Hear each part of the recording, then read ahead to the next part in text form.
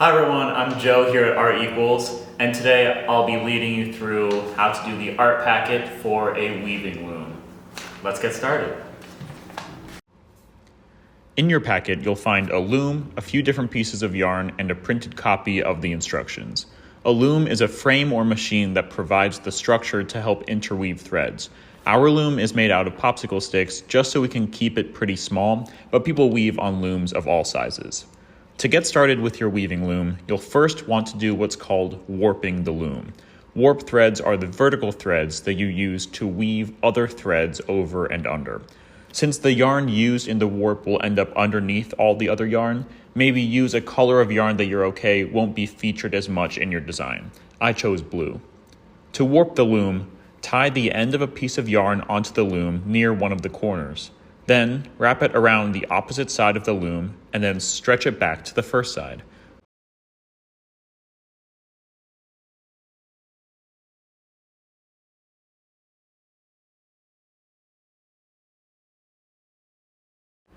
Continue warping the yarn back and forth until you have warped the entire loom or until you run out of yarn.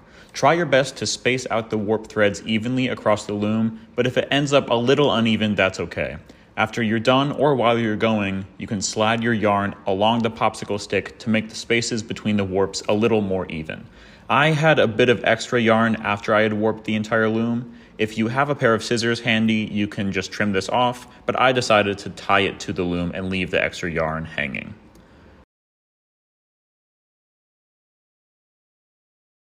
Once you've created your warp threads, you're ready to start weaving your weft threads. Weft threads are the ones that weave through the warp threads, so they're the ones that actually make up the design. Pick a color of yarn that you want to start with. Guiding the end of the yarn, weave it over one warp thread, then under the next, repeating until you've weaved it to the opposite side of the loom. If you want, you can choose to just weave it through the warp threads, but I like to also weave it around the popsicle stick on either side so the weaving is a little bit stronger.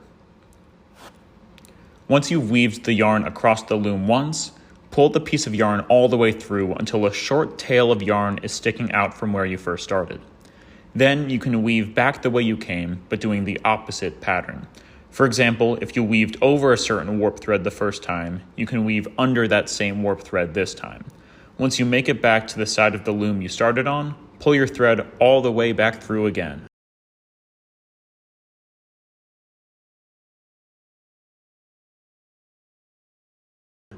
Then you continue weaving back and forth across the loom as much as you want or until you run out of yarn. As you go along, you can push a completed row against your previous rows to tighten the weave and to give yourself extra room to continue weaving. I find the practice of weaving to be very meditative since weaving is just repeating a pattern over and over and over again. If you also find weaving to be meditative, you can allow your mind to wander or think about the guided questions on the instructions sheet. If this is your first time weaving, can you imagine what it would be like to weave a large blanket or rug by hand? Or what it would be like to create intricate patterns in your weaving? Weaving has been a practice since the Stone Age when humans learned how to weave baskets and shelters. Weaving is even a part of ancient Greek myths like the Fates, who weave the destinies of mortals. So as you're weaving, you're participating in a human practice that dates back many thousands of years.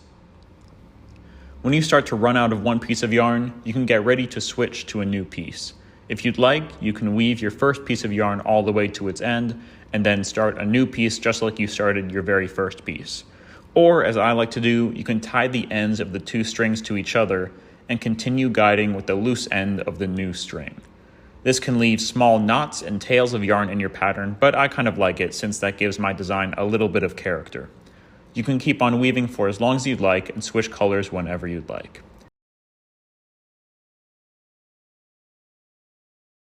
This is what my first weaving loom looked like when I finished. I ended up using all the yarn in my packet and then was able to slide the yarn up and down the warps to space it out how I liked it. You can use it any way you'd like, as a decorative piece, as a soft sensory item to help calm yourself when you're feeling anxious, or even a homemade coaster for your coffee table.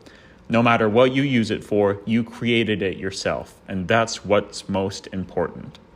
Hello, my name is Charlotte Reed, and I'm the founder and executive director here at Art Equals. I hope you enjoyed this opportunity to create with this art packet. As an art therapist and creator myself, I understand how important creating is. Engaging with some textures or bright colors or just using your imagination can give us a boost of dopamine that can help to increase our mood and make us just feel good. So if you're interested in nurturing more of your creative side, I hope you join us for some of our other events.